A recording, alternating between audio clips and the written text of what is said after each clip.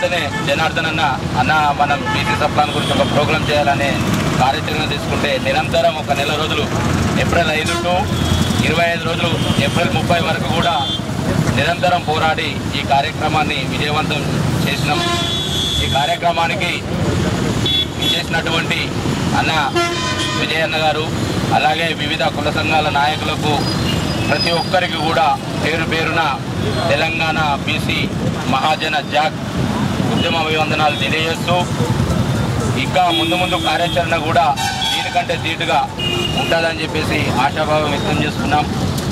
ఈరోజు కార్యక్రమానికి విచ్చేసిన వివిధ కుల సంఘ నాయకులకు పేరు పేరున తెలంగాణ మహాజన బీసీ జాక్ పక్షాన ఉద్యమాభివందనాలు తెలియజేస్తూ ఇప్పటిదాకా వీక్షించి మన సోదరిమణి మహిళ తుమ్మల శోభరాణి గారికి కూడా ప్రత్యేక ధన్యవాదాలు తెలుపుతున్నాం.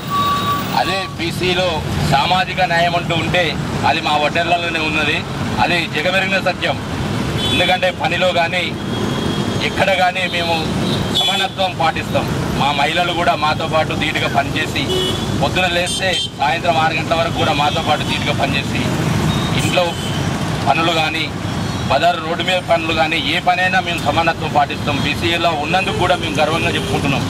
ఈరోజు మేము కూడా ఉద్యమానికి చేదోడుగా ఉంటామని చెప్పేసి మా పక్షాన కూడా మేము తెలంగాణ వడ్ల సంఘం తరఫున 7వ తారీఖు నాడు కూడా మేము మహిళలు పురుషులతో సమానంగా మేము దీక్షలో కూర్చుంటామని చెప్పేసి సభగా మీకు అందరికీ కూడా తెలియపరుస్తున్నాం.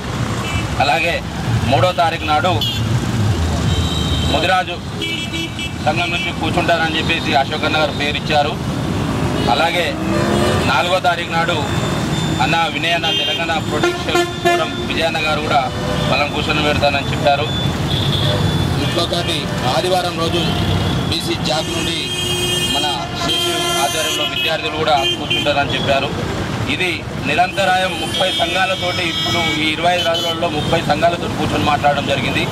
మళ్ళీ ఆ తర్వాత కూడా ఇంకా ఎక్స్ట్రా మెంబర్స్ వస్తే వాళ్ళని కూడా చేర్చుకుంటాం. లేదంటే మళ్ళీ రిపీట్ మళ్ళీ ఈ రోజే ఎవరైతే కూర్చున్నామో మళ్ళీ 30 తర్వాత కూడా వాళ్ళమే కూర్చొని ఈ రిలే దీక్షని కొనసాగిస్తామని చెప్పి సభాముఖంగా తెలియజేస్తూ ఇంతటితో ఈ సభని